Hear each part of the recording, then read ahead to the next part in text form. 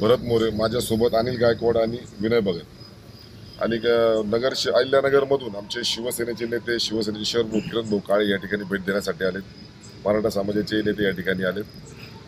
उद्या 5 तारीख या आपल्या देशाचे केंद्रीय मंत्री, गृहमंत्री अमितजी शहा, आपल्या महाराष्ट्राचे मुख्यमंत्री फडणवीस साहेब आणि 2 उपमुख्यमंत्री हे उद्या कोपरगाव शहरामध्ये संजीवनी कारखान्यावर उद्घाटनासाठी येणार आहेत. तो कार्यक्रम त्यांचा खासगी देत. आम्ही सामाजिक कार्यकर्ते पक्षाचंही काम करतो, मी शिवसेनेचं काम करतो, हे मनसेचं काम करतात, हे मराठा समाजासाठी आरक्षणासाठी काम करतात. आम्ही सामाजिक काम करत असताना आम्ही कुठल्याही प्रकारचं निवेदन दिलं नाही, कुठल्याही प्रकारचा आम्ही इशारा दिला नाही, पण आम्ही आमचं पक्षाचं काम करतो. आम्ही समाज हितासाठी, देश हितासाठी आम्ही काम करत असतो. आदेशाप्रमाणे आम्ही काम करतो. यांना आमची इतकी का भीती वाटली? आणि अतिवृष्टी झाली आहे सगळीकडं, पूर्ण महाराष्ट्रामध्ये, देशामध्ये हा बळीराजा पूर्ण पिचलेला आहे, चिंताग्रस्त झालाय, भयभीत झालाय. मग तुम्ही असे दौरे का करतात? यापेक्षा तुम्ही त्या शेतकऱ्याच्या दारावर जा, शेतकऱ्याच्या घरावर जा. ज्या दुकानदाराच्या दुकानात पाणी गेलं, त्याचा माल सडला, माल खराब झाला, दिवाळी दसरा तोंडावर आहे, त्याच्याकडे तुम्ही चक्कर मारा. गेल्या 10 ते 20 वर्षापासून नगर मनमाड हायवे हा पूर्ण खड्ड्यानं भरलेला आहे. आज तिथं शेकडो नाही हजारो बळी गेलेत. मग आमचं म्हणणं फक्त इतकंच आहे, आम्ही सामाजिक कार्यकर्ते म्हणून, पक्षाचे कार्यकर्ते म्हणून, अमितजी शहा साहेब आपण या देशाचे गृहमंत्री आहात, फडणवीस साहेब आपण लाडके मुख्यमंत्री, लाडक्या बहिणींचे, आपण खऱ्या अर्थानं शिर्डी ते कोपरगावमध्ये कार्यक्रम आहे ना, आपण पायी यावं, आपण रस्त्यात असलेले खड्डे बघावे. तुमच्या आसपास नक्कीच हजारो आत्मे फिरतील, हजारो तुम्हाला आत्म्यांचा शाप मिळेल, कारण लोकांचा विनाकारण नाहक त्या साई भक्तांचा बळी त्या ठिकाणी गेलाय. मग असं सगळं असताना तुम्ही खासगी जो संजीवनी कारखाना करोडोनी पैसा कमवणार, त्या जनतेचा काय फायदा आहे? आज तुम्ही शेतकऱ्यांच्या अतिवृष्टीमध्ये या ऊस धारकांचे तुम्ही प्रतिटन 15 रुपये कट करतायत. शेतकऱ्यांचाच पैसा तुम्ही शेतकऱ्यांना देणार आणि कारखानदारांचे तुम्ही उलट त्यांच्या प्रोजेक्टसाठी तुम्ही येत आहेत.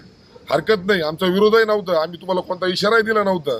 फक्त सामाजिक कार्यकर्ते तुम्हाला भीती का आम्ही तुम्हाला काळे झेंडे दाखवू, आम्ही तुमच्या गाडीला आडवं जाऊ का? सर्वसामान्य कार्यकर्त्याची भीती तुम्हाला आहे, कारण तुमच्या मनामध्ये पाप आहे म्हणून तुम्हाला सर्वसामान्य कार्यकर्त्याची भीती आहे. आज सकाळी मी माझं मेडिकलचं शॉप आणि ऑप्टिकलचं शॉप दुकान उघडल्यानंतर अचानक नगर LCB 8 ते 9 गाड्या आल्यात, 20 ते 25 अधिकारी बाहेर पडलेत, हातामध्ये गन, सगळे घेऊन दुकानामध्ये घुसले.